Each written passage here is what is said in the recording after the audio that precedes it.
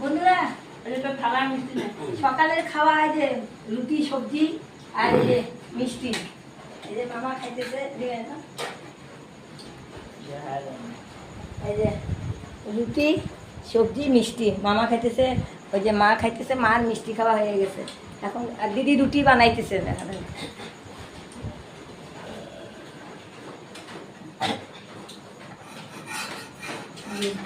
রুটি বানাই দিচ্ছে আর কি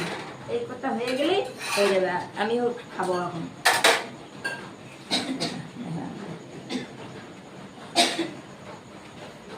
এটা কি আমার মিষ্টি ছেলে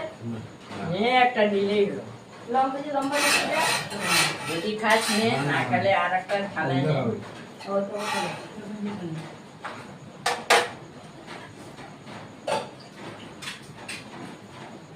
সবজি এটারে